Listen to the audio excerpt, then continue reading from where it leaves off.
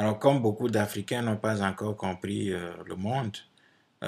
ils pensent que ce qui se passe actuellement en Libye est une opération humanitaire qu'ils saluent,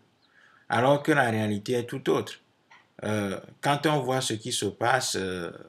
en Libye, on se rend compte clairement qu'il s'agit d'une agression, sinon d'une expédition de rapine opérée par un certain nombre de pays occidentaux qui sont extrêmement futés, expérimentés dans les guerres d'agression et de pillage et qui se sont entretués depuis des siècles et qui finalement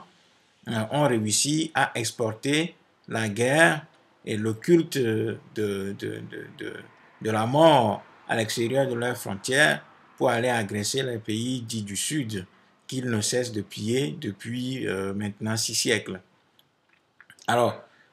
comme beaucoup d'Africains ne comprennent pas le monde tel qu'il fonctionne et qu'ils ne lisent pas l'histoire de leur propre chef, de sorte à apprécier les événements de façon autonome, ils continuent d'avaler de façon gloutonne la propagande occidentale pro-guerre qui nous fait croire que Kadhafi était en train de massacrer son peuple et que pour cela, il fallait une intervention humanitaire pour aller sauver les pauvres populations qui sont en train d'être massacrées par Kadhafi. C'est totalement affligeant. C'est affligeant dans la mesure où ces Africains qui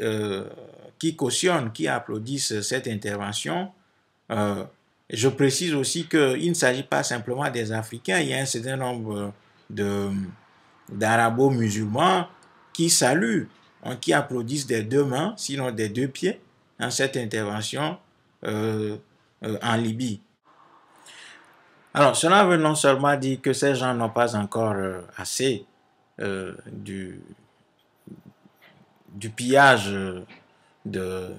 nos pays, mais aussi ils n'ont rien compris, ils n'ont pas encore compris comment fonctionne le monde et comment ce qui fait réellement la trame, ce qui fait le substrat de ce qu'on appelle les relations internationales, qui sont des relations exclusivement en faveur de ce qu'on appelle le Nord au détriment des pays du Sud. C'est pour ça que les résistances qui s'organisent un peu partout, notamment dans les pays latino-américains, sont dirigées vers la réappropriation des ressources, de leurs ressources, ce qui passe aussi par un certain nombre de pratiques, notamment de nationalisation des ressources des pays, et de renégociation d'un certain nombre de contrats qui ont pendant longtemps fait à part belle aux entreprises, aux multinationales des pays occidentaux. Alors, ces gens, ces naïfs, je dirais à la limite, ces cons qui apprécient aujourd'hui cette intervention, lorsqu'ils découvriront la vérité, parce que les Occidentaux finissent toujours par dire les choses, il faut voir tous les documentaires qui sortent 50 ans après un certain nombre d'événements, 20 ans après un certain nombre d'agressions, 10 ans après un certain nombre d'assassinats, ils finissent par dire les choses. C'est ainsi qu'on apprend beaucoup de choses ces derniers temps sur la France-Afrique pour ceux qui n'avaient pas eu l'occasion de chercher par eux-mêmes. C'est ainsi qu'on apprend un certain nombre de choses sur la France-Afrique, sur l'assassinat de Lumumba, etc., etc. Alors, lorsque ces gens-là découvriront la vérité avec un certain nombre de documentaires qui seront faits ou un certain nombre de livres qui vont paraître bientôt,